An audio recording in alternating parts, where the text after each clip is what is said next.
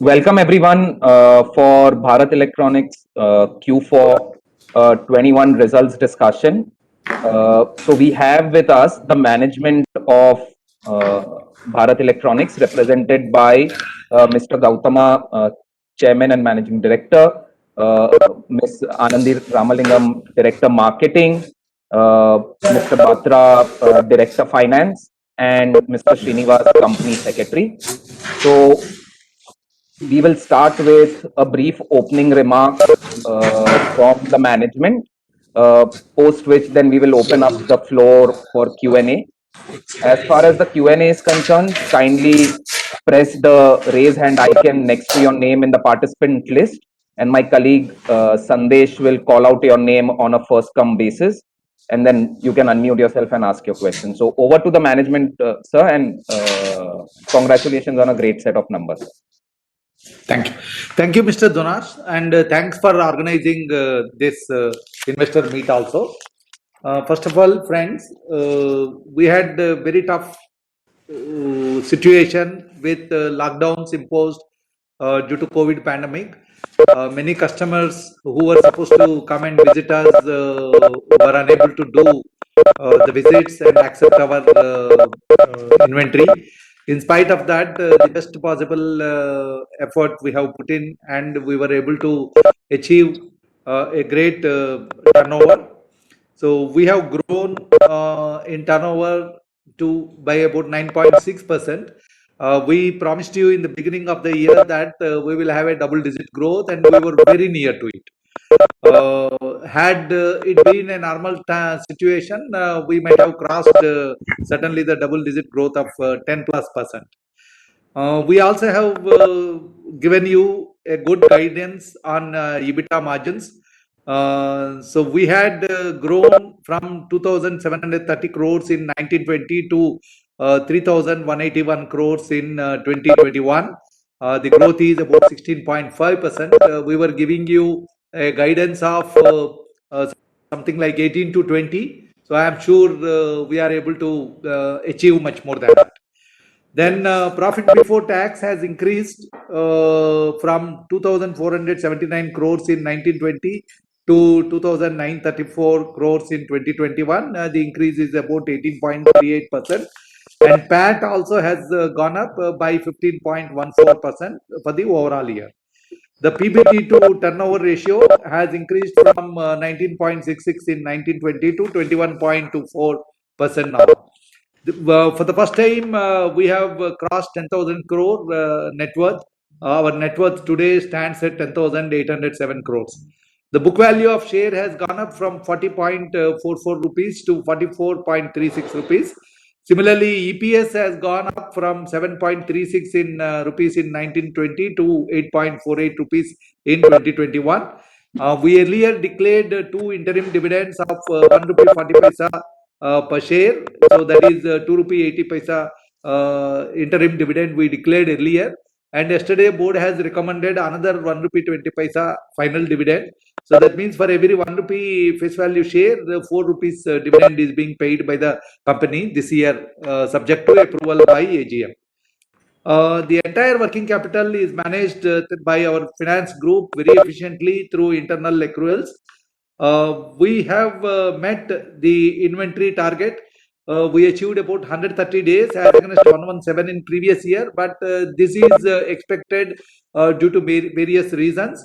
You are also aware that there were many fast track procurements required by services, and these fast tracks, based on the indications given, we started getting the material at our own cost. So and hence inventory was a little higher, and I'm sure that all this inventory will be liquidated in next 1 to 2 quarters. The trade receivables stands at 173 days as against previous years 195. We did a marvelous thing this year. We had highest ever collection of 18,000 crores thanks to efforts from our director marketing and director finance. However, we will be working again for that this year also. We have more than 6,000 crores of debt spending with various customers. The capital expenditure, in spite of COVID situation, where many of the contractors were unable to bring in labor. There was a migrant labor issue also. So, in spite of all that, we were able to achieve about 460 crores of capex. We were initially expecting nearly to 500 crores. It is not that shortfall. Then we had a R&D expenditure of about 873 crores, and here also a couple of projects could not be completed, spent on time due to the pandemic situation. Now we are standing with a very good order book of about 54,000 crores at this point of time. And let me begin our expectations for the coming year by saying that we are quite confident that this year we will have a double-digit growth, which will be between 15 to 17% in our expectation. And we also expect EBITDA margins this time on a much higher side. We will be aiming between 20 to 22%. And I also expect order acquisition. We have very strong order acquisition this year. We expect 15 to 17,000 crores of order acquisition this year. The details are the sections where we are likely to get. Our director marketing will be giving you the brief. So with this opening, I feel we are poised for our double-digit growth story, much stronger than what it was last year, last 2 years, in fact, due to pandemic. We have taken up new products this year. In healthcare, we have got already order for 25,000 the oxygen concentrators from ONGC. We are going to deliver the first lot end of this month, and we will be completing in next 2 months, and we expect this product to have much more larger quantity orders coming in future. The COVID third wave is also expected, wherein probably even every household may have to have an oxygen concentrator. So we are going to bring a best value for your money in oxygen concentrator. Similarly, this year we have tied up with Renalex company for manufacturing dialysis machines. This also will be a very good medical electronic product that will be coming out from Bharat Electronics. And there is a huge demand for dialysis machines all through India. And we hope we'll be establishing a big market for this product also. So this is on diversification. Last year we already entered into ammunition products, and we have already got a good order for ammunition based product from one of the defense service. So we have really diversified into different areas, which will be the key drivers for Bharat Electronics to catch up double-digit growth in the coming years. Thank you.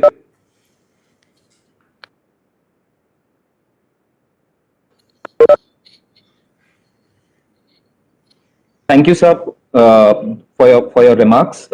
Before we open up the floor for Q&A, I would want to thank Mr. Gautama, and probably this is his last public conference as CMD of BEL. So just wanted to thank him and congratulate him on the great results that the company has shown under him over the last 5 years. And sir, wish you all the best for your future endeavors. Thank you. Thank you. We can start the Q&A.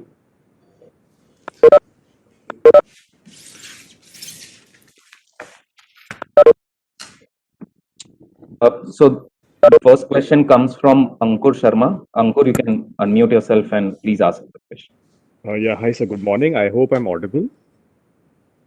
Yeah, you are audible, Mr. Ankur.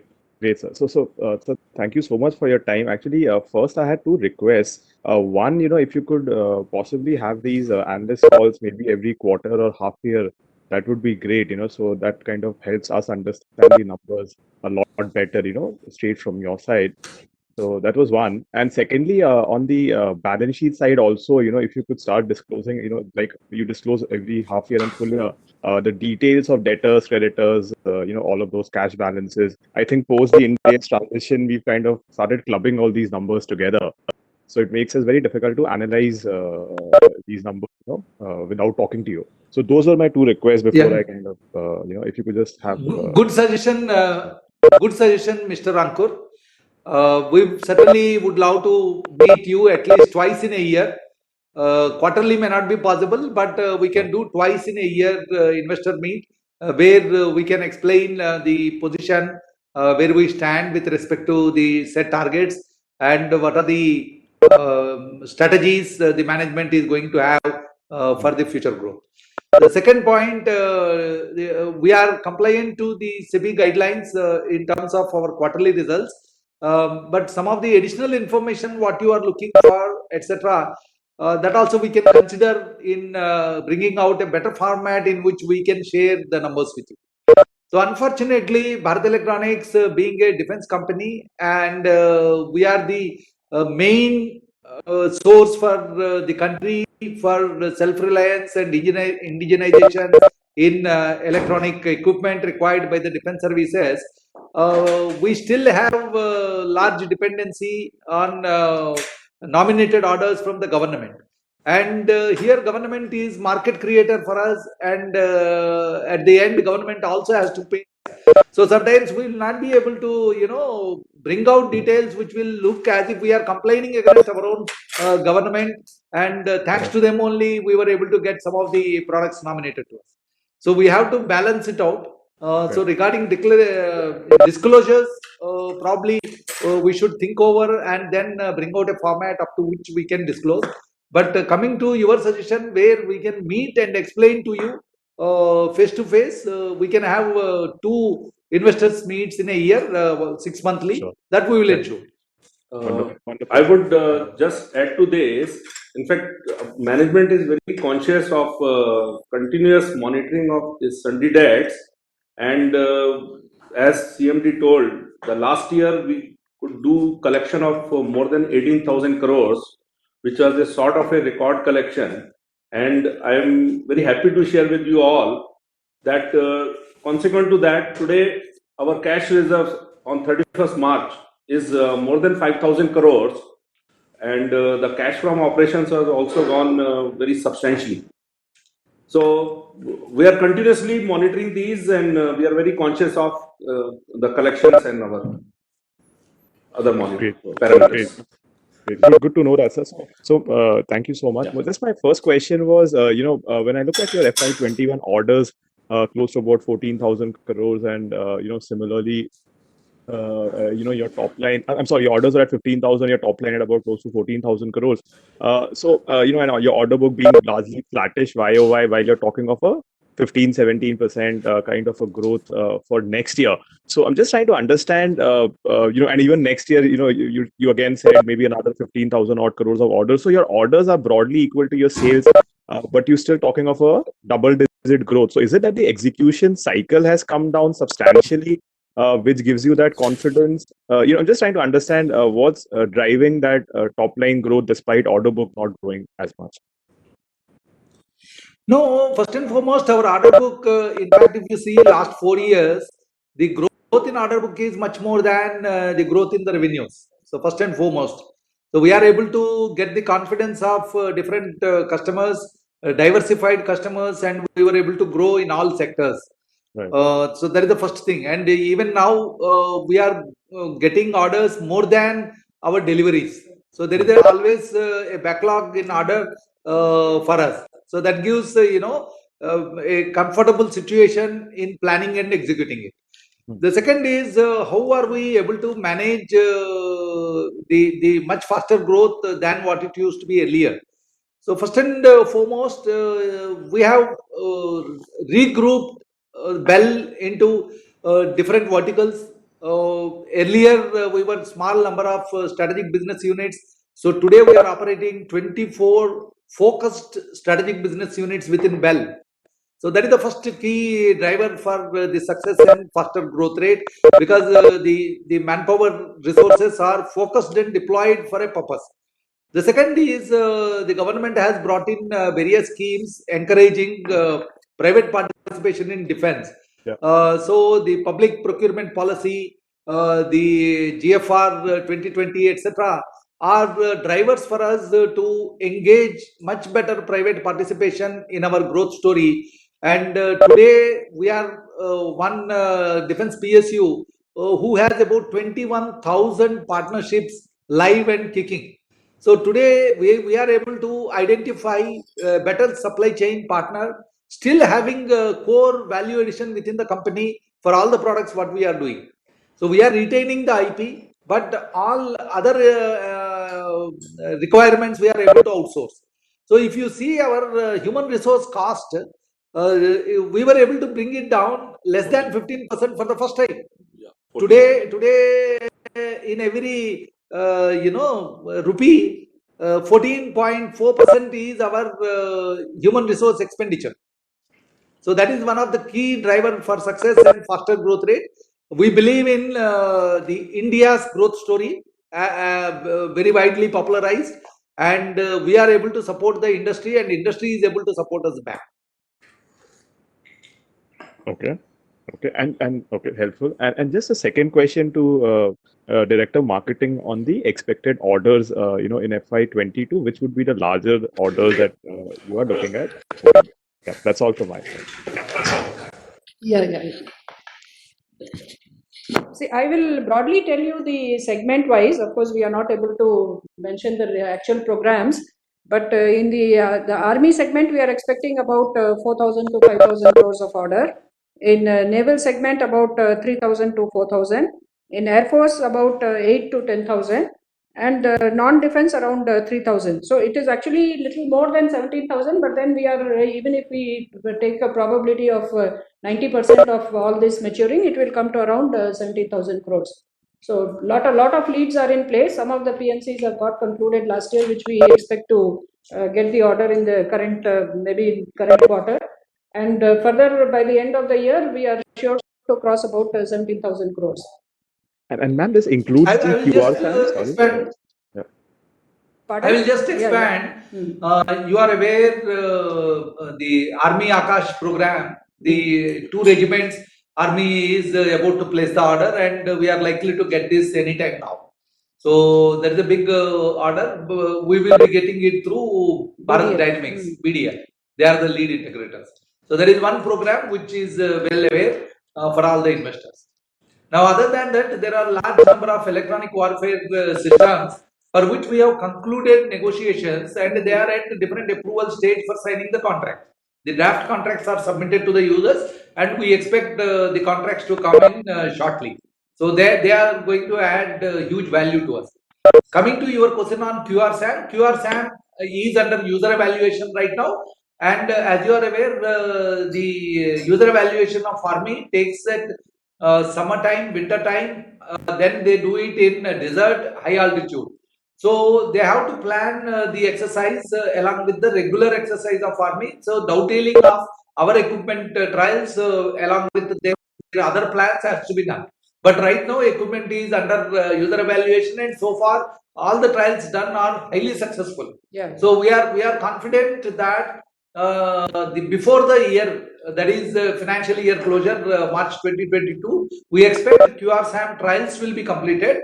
Whereas the order may not be placed by 2022, it will come in 22-23. So just to add to that, Army is trying to take an approval for the AON for this particular program. So as CMD said, it will surely, we hope that it will materialize at least by March 23. Ankur, can you just join back in the queue for more questions as we have a long queue? No, I'm done. Thank you. The next question is from Bhavin Vitlani. Bhavin, you can unmute yourself, please. Thank you for the opportunity and congratulations for a great set of numbers. So my question is on the working capital.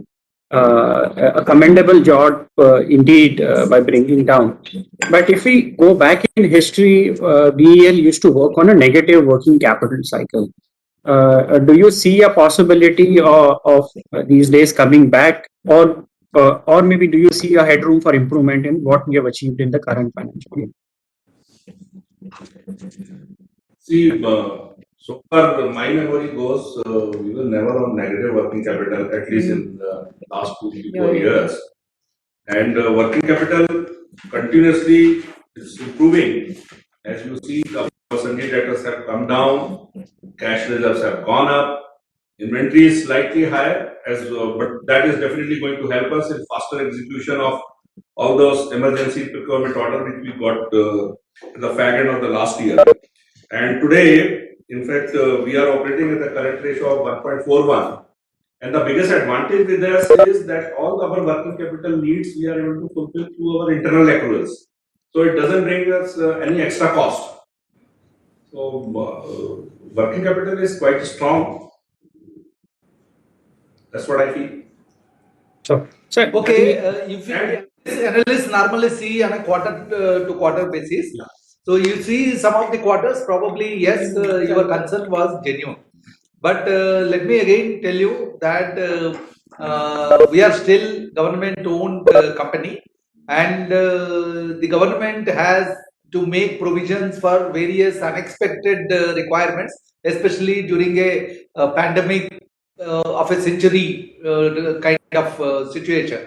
So because of that also sometimes the expected payment cycle from our clients misses, and we will be in some quarters we may be a little stressed. But let me assure you that as of now we are a zero debt company, and we would like to continue with that because of the strong cash reserves what we have got. But in a situation where we are forced to go for debt, we are not, look back for taking debt if required for a short term. In fact, our philosophy is very simple, which is, of course, is a good economic principle as well.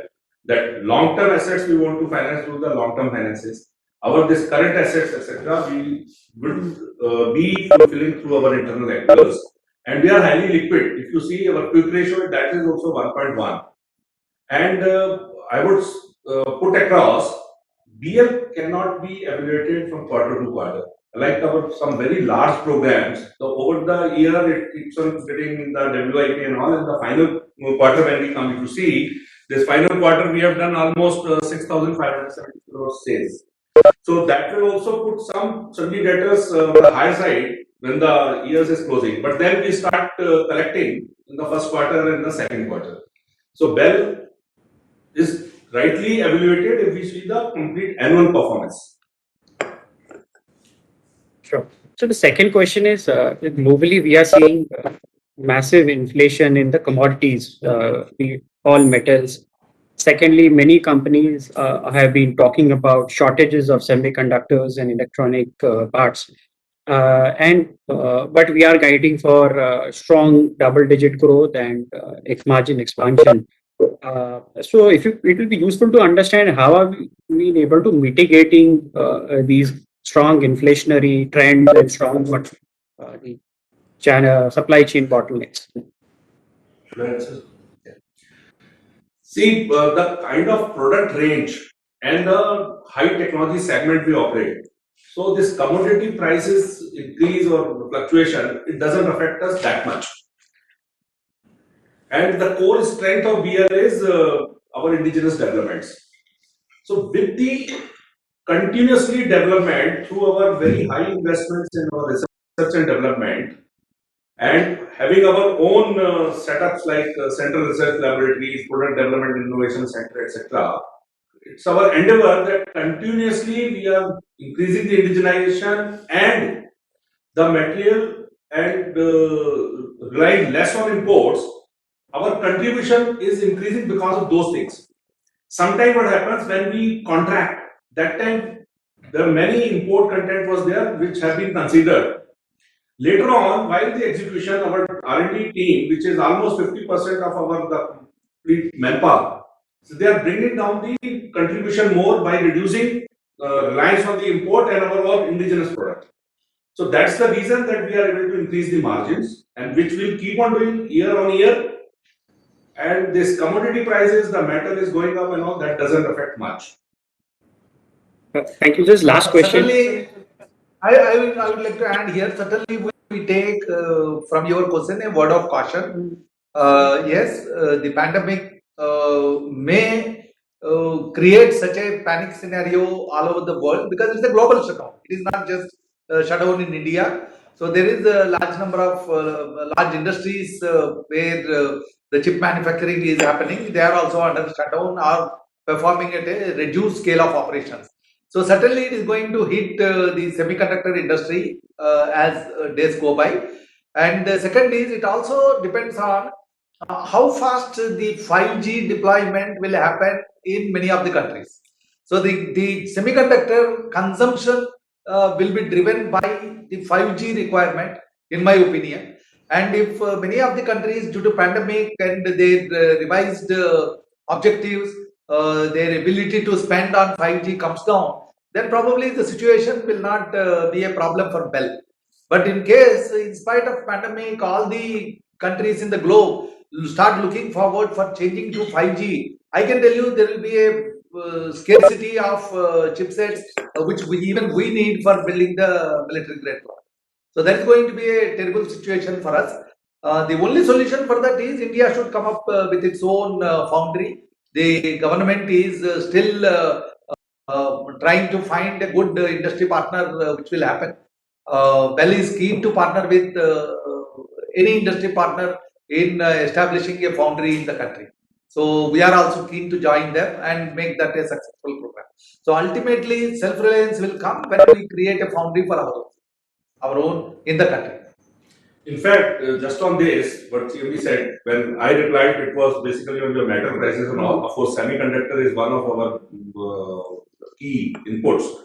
So, of course, we will be keeping a close eye on that. But on the other side, like we, as you all know, that Bell is entering into the electronic vehicle segments, electric vehicle segment. Now, one of the key inputs for this electric vehicle segment is the lithium-ion, the batteries and cells. We have already entered for making the battery packs. Now we are on lookout to set up our own indigenous plant making the lithium-ion cells. Now, when these get metallized, we will be going for we are not shying of, as CMD said, of the loans, and we will be financing because their investment is in the tune of 500 to 1,000 crores. So we will be going for those. So there also, once we make this indigenously, we will be able to mitigate the risk of all that the supply chain disruptions because of the China and other and this the EV cells, the price variation will take place in the country. So just last question from my side. On a 3-year basis, if you could highlight what are the key programs that we could expect, and if you could put a value on that, that will be really helpful.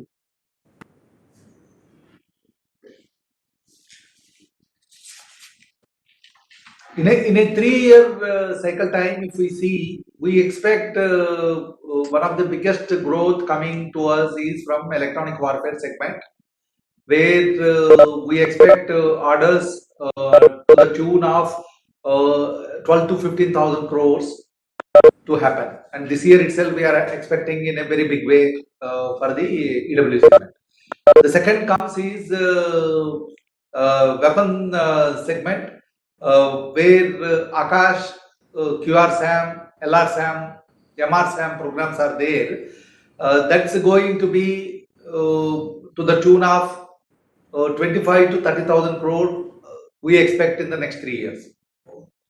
The third segment is going to be the naval equipment, consisting of surveillance radars, fire control radars, sonars, combat management system, navigation system, communication systems, and etc. For both submarines and future category of ships. And we expect anywhere between 15 to 20,000 crore worth orders coming in that particular segment. So these are the 3 major verticals which will be the major growth drivers. Then we have very strong presence in homeland security and smart city. So we have 5,000 plus crore backlog orders in that particular segment. And we have established our own complete in-house developed command control software for both homeland security as well as smart city segment. And I'm sure in the coming years, this also will become a negative import list product, thereby giving us an advantage. Thereafter, the government is looking for expanding metros. So we are working on many products in metro. I am very happy to tell you that the first new line of metro, our automated fare collection gate has been approved, and we are beginning to market the product. We are nominated because we have got the complete accreditations required for selling that product. So we are qualified for that. So in metro, we have invested huge amount in the command control, communication based metro gates, etc. All these things are going to be the growth drivers for BEL. In Thank you fact, so much. But Sorry, sir, please continue. what CMD explained, yeah. What CMD explained, the main segment which is coming from the defense, but in the medium term, BL has plans to roll out various segments in the civil side, and we want to come, our turnover to come 75% from defense and the 25% from the civil segment. Incidentally, we are getting a very big order for EVM VVPAT for the 2024 election. The order expected is around 2,000 crores. Then, if all political parties agree for simultaneous polls for assembly and parliament, we expect much bigger order for supplying new EVMs and VVPAT. And we know very well that the M1 series we have delivered last time the third generation EVM. The first generation EVM is removed from the service, and it is completely condemned or destroyed by the election commission. So with that, the current shortfall is being ordered. But in case simultaneous polls have to be held, we expect a very big order coming from election commission. Thank you so much for taking my question. Best wishes. So we have the next question from Renu Bed. Renu, you can unmute yourself and please ask your question. Yeah. Hi, good morning, gentlemen, and congratulations for strong results. My first question is, can we have some update in terms of execution of the large projects, specifically LRSAM as well as Akash missiles? LRSAM, it's been almost 18 months. So where are we in terms of execution? And do we see any headwinds in terms of supply chain coming in from Israel for this project? And similar for Akash missiles as well. Yeah. First is, I'm very happy to tell you, in spite of COVID situation, the first deliveries of Akash missile happened before March. So the 7th squadron order, what we have taken, we started executing it, and the revenue recognition happened for the first quarter out of that. And I'm very confident that this year we are planning to do at least 2 squadrons minimum, and we are aiming to do 3 squadrons. So this is going to be the faster delivery schedule for Akash, what we are able to establish. Coming to LRSAM, we have a good amount of deliveries done in LRSAM. The project is a continuous indigenization program.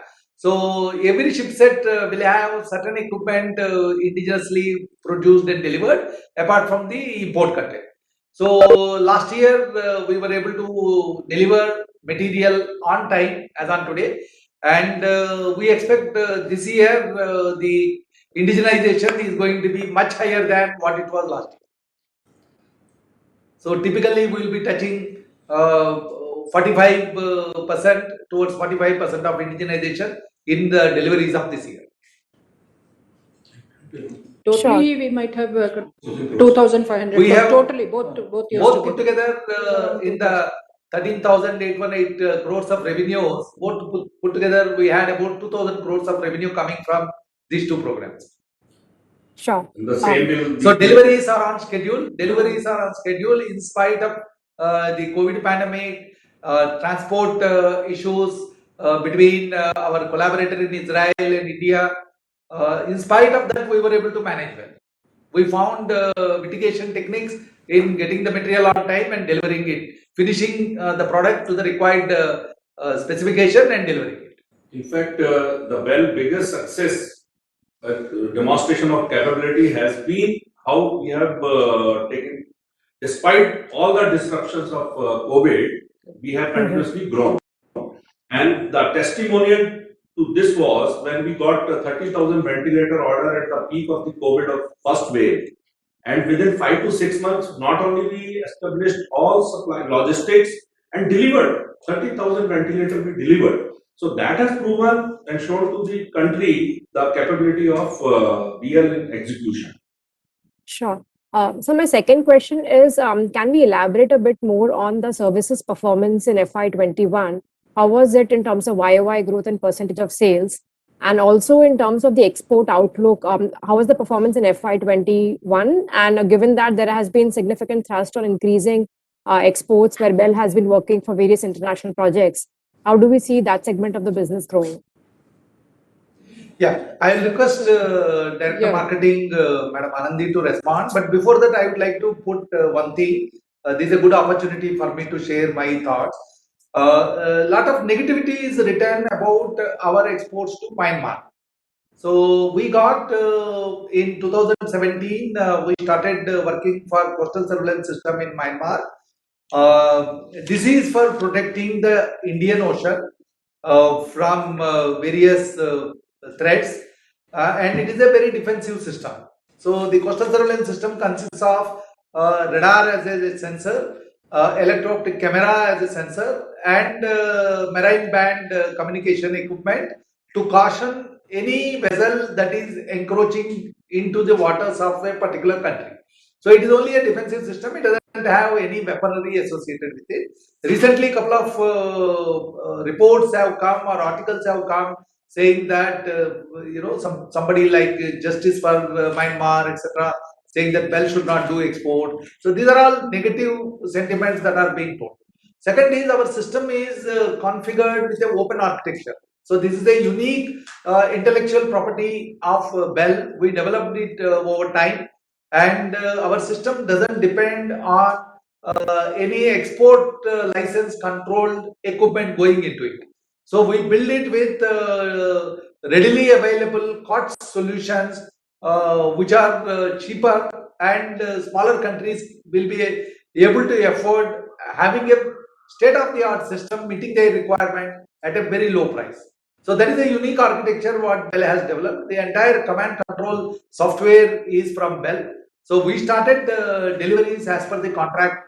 In spite of the COVID, in spite of the political unrest, the contract came to us during the civil administration. When the democratically elected government was there, it is duly approved and given, and hence we are duty bound to execute that contract. So incidentally, we have this year very good revenue coming from exports. I request my Director Marketing to take happiness in briefing you about this. So last year, of course, we did around $51.81 million of export, and this year we are targeting about not less than $60 million US. And as you are aware, we have opened many of our overseas marketing offices, and these have all started giving results. So we have been participating in many tenders. There are strong leads available. Right now, the order book from export is about 1,200 crores. But we are expecting another 100 million to get added by the end of this financial year. And we hope that exports will also grow in the same range of 15 to 20% on a year-on-year basis. But as CMD was telling, of course, there are, all this is subject to getting approvals from the government, because most of them are defense equipment. So whenever we ask for some approvals, they normally ask us to dilute some specifications, which again takes a little bit of time for us to ensure that is done, and then the approvals taken on time. So the orders have started flowing in, but I'm sure from now onwards there will be no look back, and we'll be able to do substantially well. Hope that answers your question, Renu. Yeah, and ma'am, on services also, how was the performance of services? Yeah, services, I think we have crossed 10% last year. 10% was the contribution by services last year. And same will continue, 10 to 12% will continue. Maybe a little more because of all these ventilators and oxygen concentrators and all. It may come to 10 to 12%. Sure. Thank you so much. And I have a couple of questions, but I'll get back in the queue. Thank you, everyone, and all the best. Sure, Thank sure, sure. Thank you.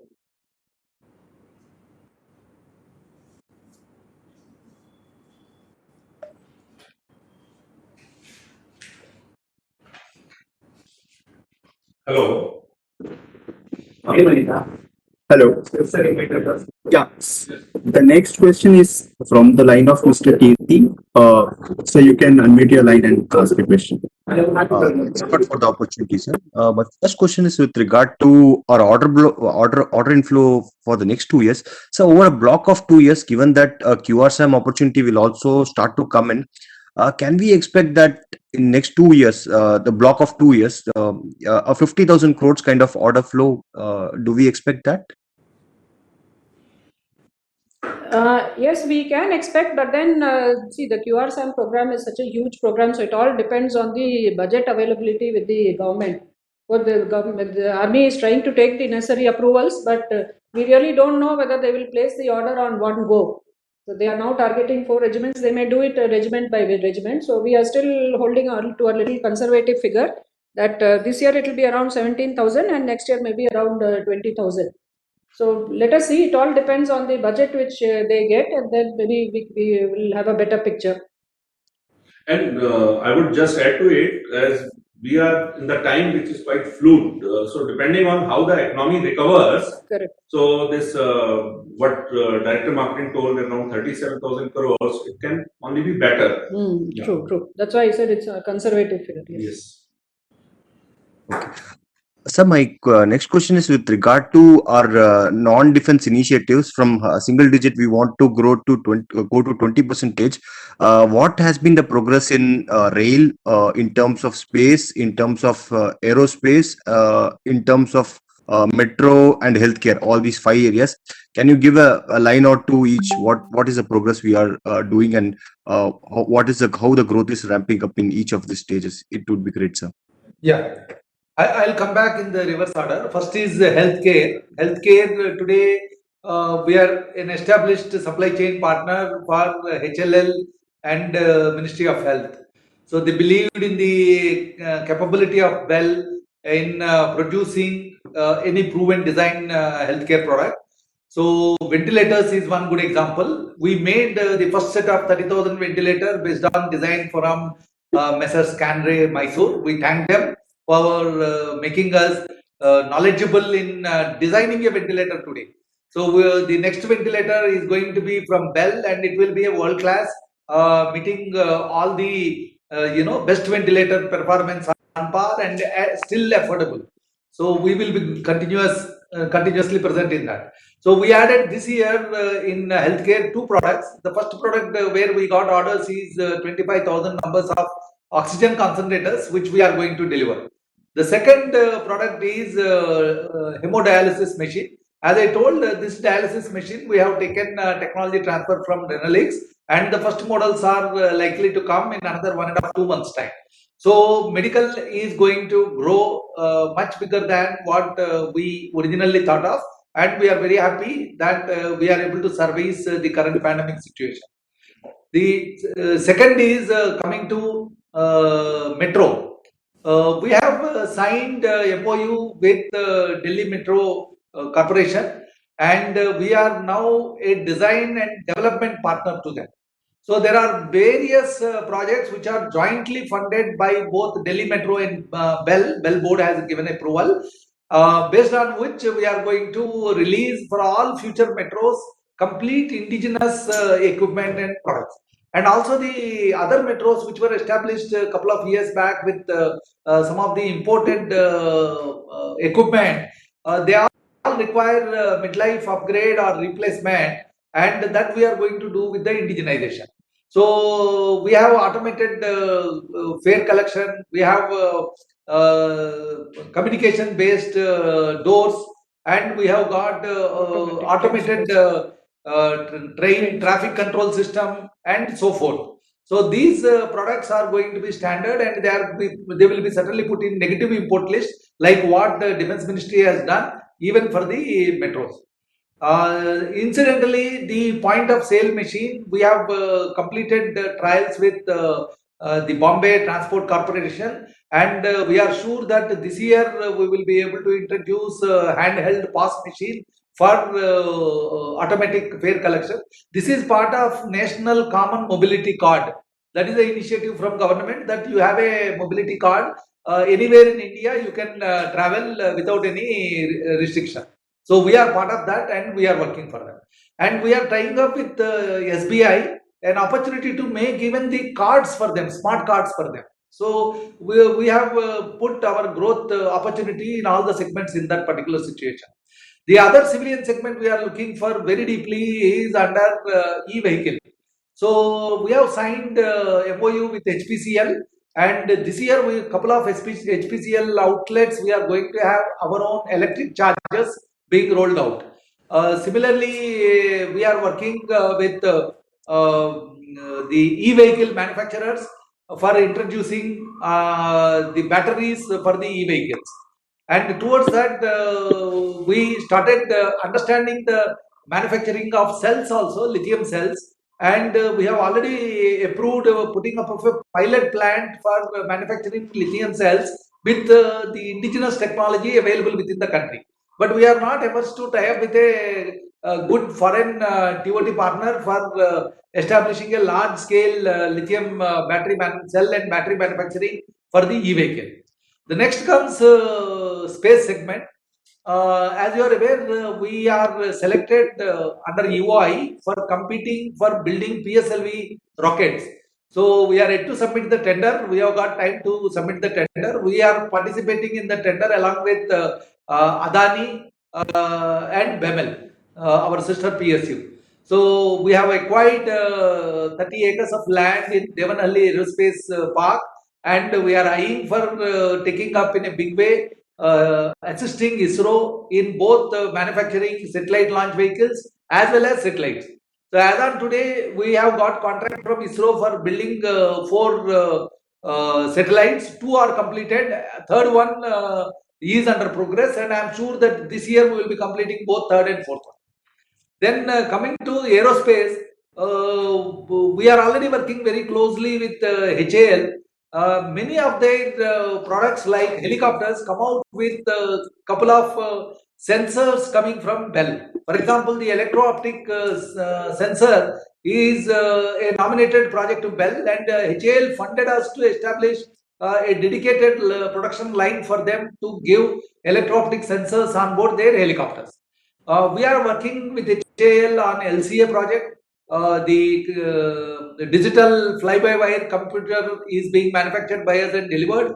The air data computers are manufactured and delivered by us, and apart from other avionics.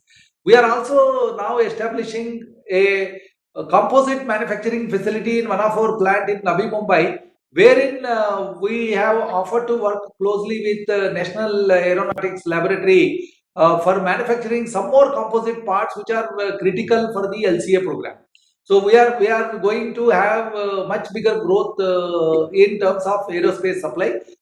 Incidentally, we have signed the order from Rosoboron Export for manufacturing hoses for avionics, helicopters, basically Russian helicopters. And we are also going to do the navigational equipment which are fitted on the Russian platforms in one of our SBU under the offset contract coming from Rosoboron. So these are the major, you are aware that we are there in Homeland Security and Smart City. Today we have completed more than 8 smart cities. They have gone live. They are in shortly they are going to be handed over to the civilian administration for complete maintenance and day-to-day use. All these smart cities command control centers have been converted into COVID command control centers during the pandemic, and they have come very good use to the local administration. So we are also coming up with a different marketing strategy in smart city business, which we are in negotiation or discussion with Secretary Mawar, and God willing, we will be expanding into smart cities in a much bigger way than what we were earlier. Yeah, just to add to what CMD said, see, our focus on civilian market is so high that we have just nominated a general manager, civilian market, who sits in Delhi. And apart from whatever CMD said, we are also working very closely with Airport Authority to ensure that we are able to supply indigenous radars and other systems which they are currently importing. We are trying to put them all in the negative list so that whatever we manufacture gets fitted in all these new upcoming airports of India. And as CMD said, Homeland Security is again a lot of business is still increasing day by day. We recently got a letter of intent from ONGC for the Mumbai High perimeter security system with around 500 crores, and of course CCTV of Delhi Police also we are likely to conclude shortly. So we are confident that in the next 2 to 3 years, we'll be able to reach the target of 25% of our turnover coming from civilian business. Last Kirti, can you please, sorry, Yeah. Kirti, in interest of time, can you, Thanks a lot. Next question we have from Sanjay Doshi. Sanjay, you can unmute your line, please.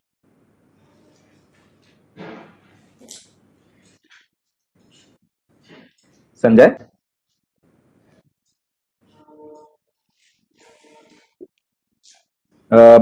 Since there's no response, maybe we'll move on to the next question. So the next question is from Sandeep Tulsian. Sandeep, please unmute yourself.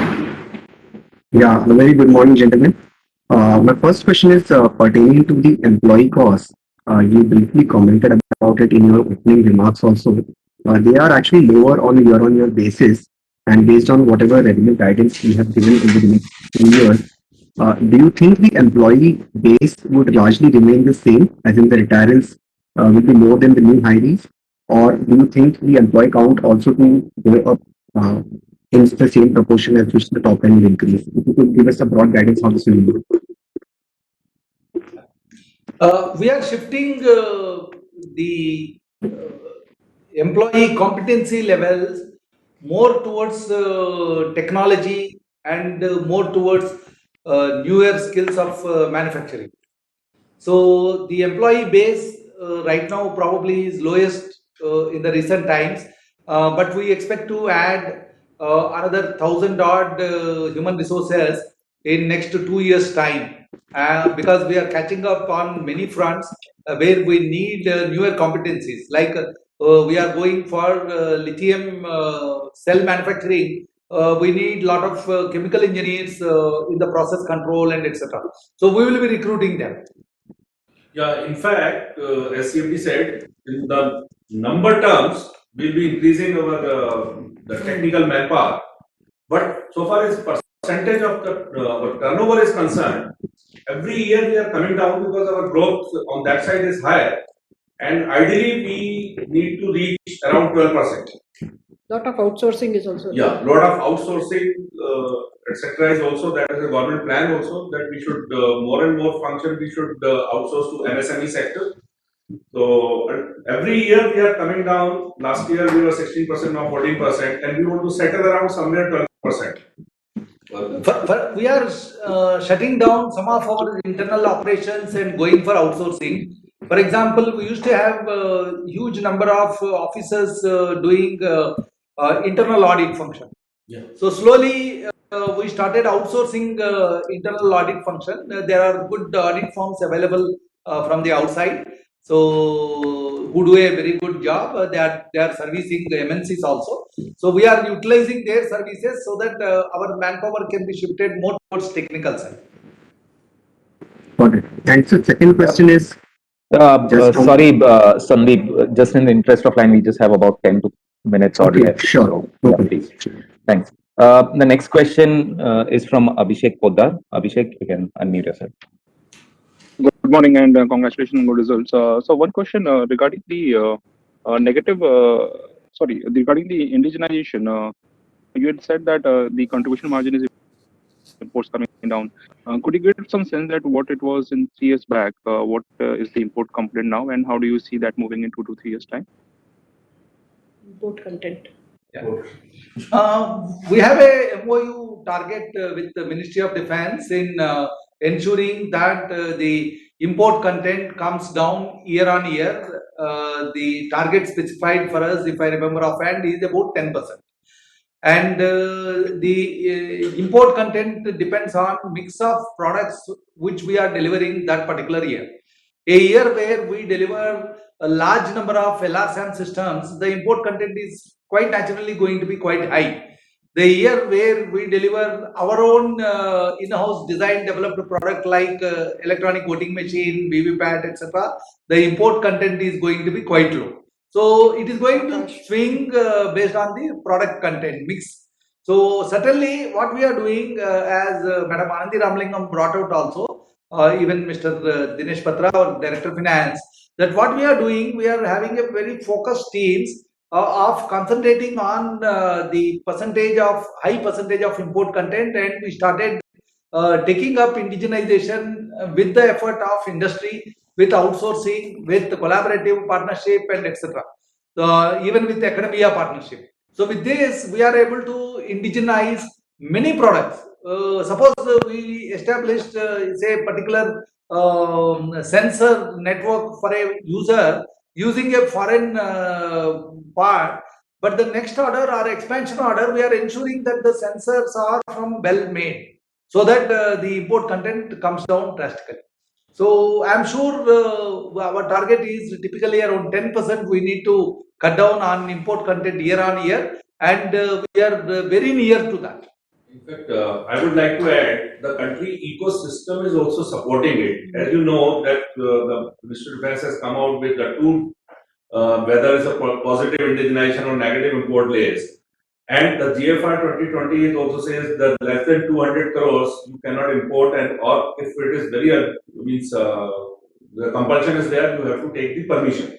So the whole ecosystem, whatever is being imported now, people are being given, entrepreneurs are being given opportunity to develop those indigenously. So our supply partner also, now they have a market that 200, less than 200 crore you cannot import. So with all these government support and ecosystem being built up in the country, this by default, this will keep on coming down. In fact, we are very happy that the Ministry of Defence went ahead in declaring negative import list. That gives more confidence for industries like Bell and our partners to invest money in continuous research in the products which are listed in that negative import list. So today we are freely spending or investing money for futuristic systems coming out in those segments, which are going to be completely self-reliant and indigenous. Thank you, sir. Before we move on to the next question, there are a few questions on the chat. First question is, why is the tax rate at 30% despite, the overall tax rates in the country have come down to 25%?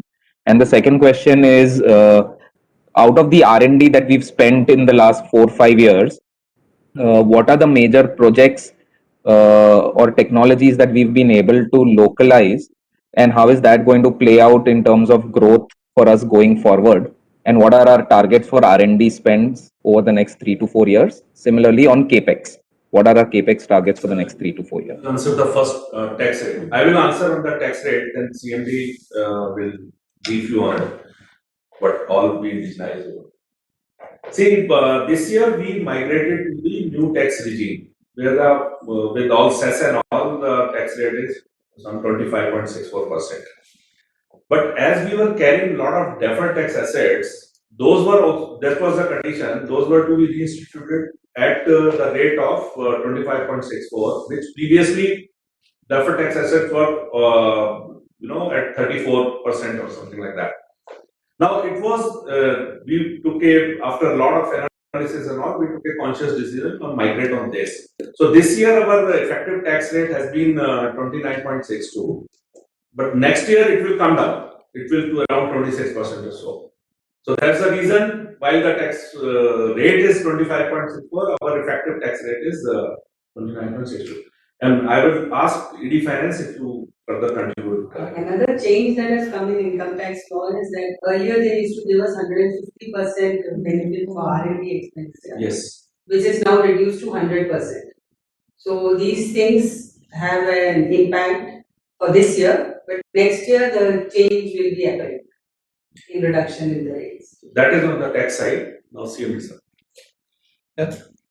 Coming to our thrust on R&D, the board reiterated even yesterday during the discussions that board gives good emphasis on reinvesting in R&D and ensuring that we develop more in-house and indigenous products for the both services and for civilian segment. So our commitment is 10% of our revenues to be put back into investment in R&D. However, this year it is lower. I think it is little less than 7% or so. We are confident that the new programs what we have initiated in R&D will overtake in the coming years. Again, our investments levels will be going. So some of the investments we have made in R&D today, we are very happy that we are able to make tanks having full night vision capability. Today, we have whole range of products which are export worthy, which we are now supplying to the Indian forces. This is outcome of the in-house R&D as well as R&D with investment of R&D with DRDO. So today, all tanks which are being used by the Indian Army, the commander sites, the gunner sites, the navigation equipment, and EVO-based fire control systems are all completely indigenized. It's a great achievement for us. And something like coastal surveillance, the EVO sensors are completely indigenous now. Then, as I told, in homeland security and smart city, the entire command control system is out of Bell's own architecture, Bell's own intellectual property right. So similarly, we have participated in a competitive tender close-in weapon system for Air Force. It's a huge budget project, and the radar sensor in that, the command control communication is completely out of Bell's own indigenous effort.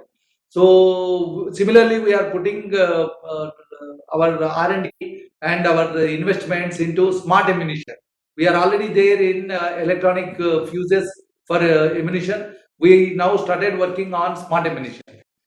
You are aware that we have already gone into the seekers business for missiles, both in RF and IR seekers. So these are all the big investments what we have done in R&D, which are going to transform the products mix more towards indigenous products. And I'm sure coming years government will be banning many of the further equipment what Bell is able to make under negative import list, and that will benefit us in a very big way. Okay, so thank you, sir. So the next question is from Bharti. Bharti, you can unmute yourself, please. Thank you for the opportunity. So a couple of questions. Firstly, to carry forward on the R&D side, can you help me understand how much of the R&D spends are routed via P&L and how much would be capitalized? Can you give that figure? On page 73, we have about that.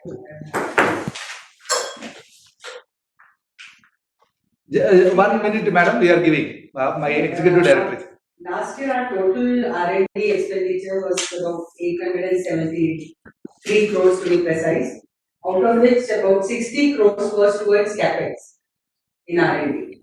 Remaining was revenue. So when we are in this financial year and going. I'm sorry. Hello? I just want to say, as a lot of money is going to the revenue side, as our intellectual manpower is our strength in R&D. So capex is of course on the 60 crore side, but the majority is going on this engineer side. Got it. And just to carry forward this further, given that our R&D spends are going to increase to roughly say 10% then and our guidance of margin expansion to 20 to 22% range, this takes into account the increase in the R&D spends, right? Yes. Okay. Sir, my next question is on the civil side. So when we say that our target is on the civil and as in defense and non-defense side is 75-25. So what will be the non-defense portion currently? And second question on the non-defense side is, earlier you mentioned that you've signed an MOU with Delhi Metro for design and development partnership. So what kind of equity partnership will BEL have? As in, what kind of funding does BEL have to do for growing its non-defense business? Yeah, I will explain to you the MOU with Delhi Metro. There we are developing products for the future metros which are going to be established in the country. The intellectual property is going to be shared. So the investment is going to be made in the research and development 50-50% from both Delhi Metro and BEL. But the production of the product and the delivery is going to be from BEL only. It is not that Delhi Metro is going to start any production unit for producing these products. So production will be with BEL, whereas the IP will lie with both the parties. And for the investments Delhi Metro is making, a royalty based methodology will be worked out with them for the successful completion of the project. So what is the scope? What kind of products are we developing? Is it, say, signaling telecom related or coach related or anything else? What is the scope that BEL has in this project? Yeah, we are developing signaling telecom related traffic management, as well as on the platform the doors which open when the metro comes and when the metro leaves. So these paraphernalia is being developed jointly with the Delhi Metro. And madam, just to add, as a very small fraction of this business, already which we are supplying to many metros is the XBIS. Yeah. That is X-ray baggage inspection systems. We have supplied to Kochi Metro, Nagpur Metro, Pune Metro, and many which are new metros coming. So in all the segments of the metro, like this telecom-based signaling system or automatic fare collection system, the door closing system, BEL is now entering the I would say with the bang in the years to come. Yeah, yeah. And so what will be the overall capex that we will be doing for growth in the civil? So total capex guidance for BEL, and within that, how much would be towards defense and how much would be towards non-defense? Madam, at the moment, it's very difficult to tell you in the very clear terms. Like as I told, now we are looking for a suitable partner for putting up the lithium-ion cell manufacturing.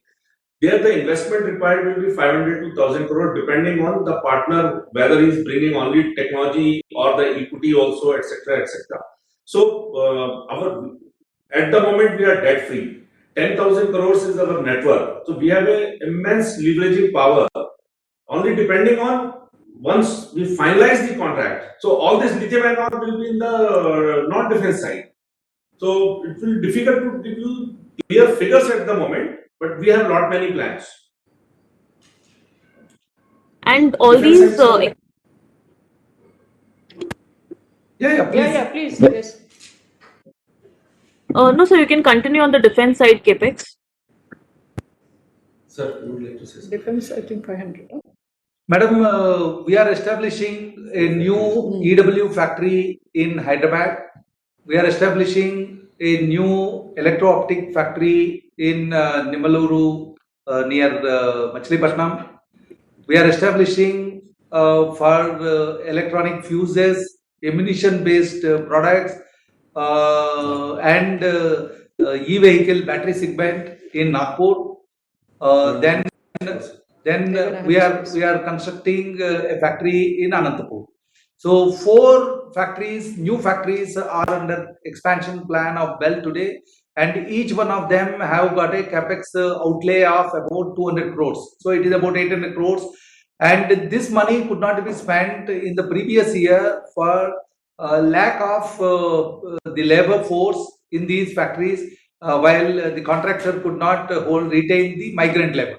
So now after the vaccination, the people are started coming back, and we expect in next 12 to 18 months time, these factories will get completed, and they are going to add to the new product lines.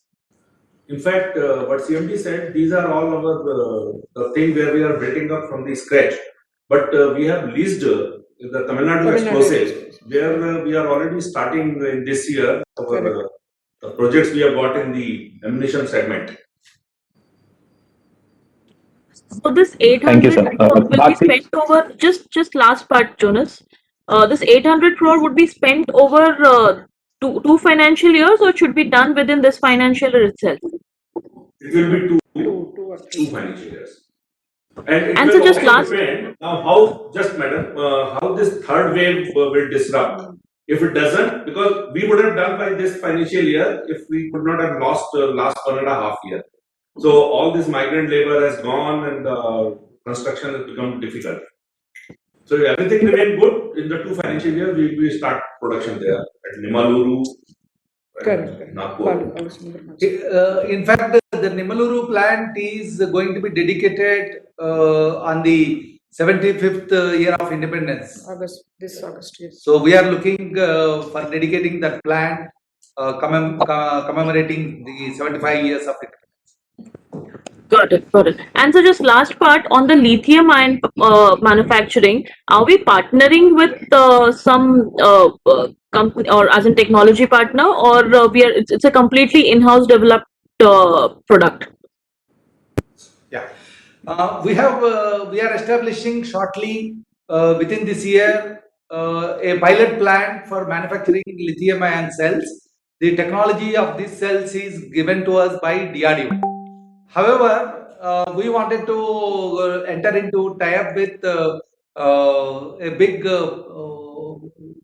company who can bring in both technology and capex along with our partnership. So that's what we are looking for it. We are working towards that. We will not be able to reveal details unless we come to a certain level of understanding, which will give comfort to our partner also. Correct. Thank you. The next question is from Gopal. Gopal, you can unmute yourself, please. Yeah, thank you for the opportunity.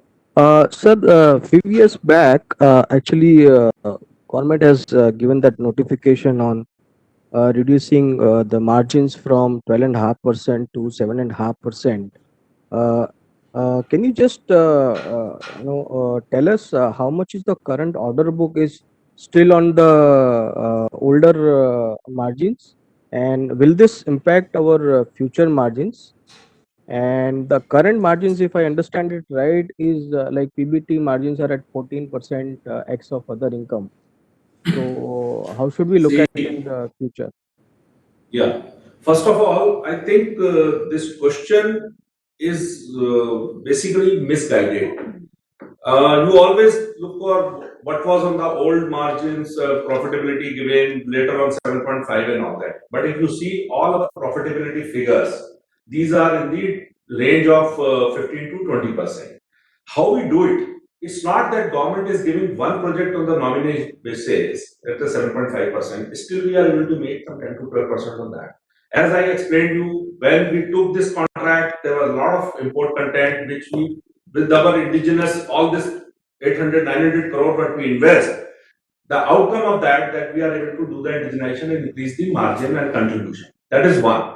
Second, my break-even sale is around some 8,000, 8,500 crores. Correct. And my contribution, as you see, the gross margin is some 43%.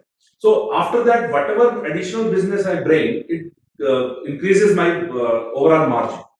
So that is my take on this, that it will not affect BEL's profitability figures. We will be continuously meeting around EBITDA margin in 20 to 22%, whether we have got it on the nomination basis or through the competitive route. It's a good mix.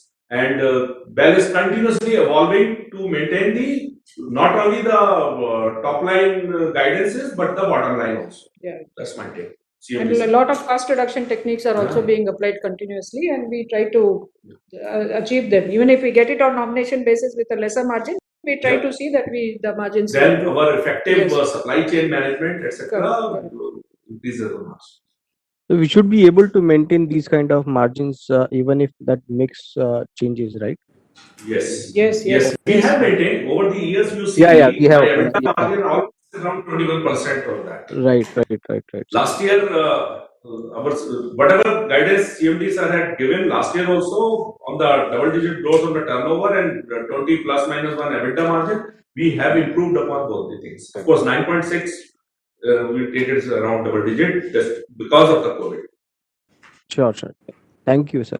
And also you see, not only these two figures, if you see our return on net worth, we are returning on around the 20%, return on capital is around 25%. So, the resources that we have got, we are exploiting it in a much smarter way. Yeah, yeah, sir. I think, So just last one question from my side, sir. So this is to the to DF. Sir, in the current year in FY21, we've seen a huge increase in current, other current assets and an increase in other current liabilities. So just wanted to understand in that increase of almost 3,000 crores in the current assets, how much of this is contract assets and how much of this is due to advances to vendors? Because I assume that you are executing LRSAM, which requires a lot of advances to vendors. So if you can give us a broad rough cut breakup of increase in contract assets, that will be great. And the other is on the liability side, the customer advances, because our order inflows were quite decent this year. Is that increase primarily completely attributable to customer advance? Yeah, correct. See, so far the contract assets are concerned, these have lot of contract asset of the previous year got converted in the bills and then we could realize. So almost they have remained in the same range, it's around some 4,500 odd crores. And as you know, the contract assets are coming because of the milestone achievements. But as we keep on getting our advances and the stage advances, etc., so it doesn't affect that much financially. Of course, our endeavor is to convert those milestones as to reach the particular milestone of the contract. And as there was very good inflow of the orders in the previous year, which was around some 16,000 odd crores, 15,000 odd crores. So of course, good amount of advances also came. And but all these, as you are seeing our inventory increase, so these advances are against the material procurement, etc. So they go into this our inventories and the sundry debtors and contract assets. They all are getting assimilated there. Got it. Thanks a lot, sir. And this was the last question. And thank you for taking time out. And all the very best for the next years. Thank you. Thank you. Thank you, Mr. Jana.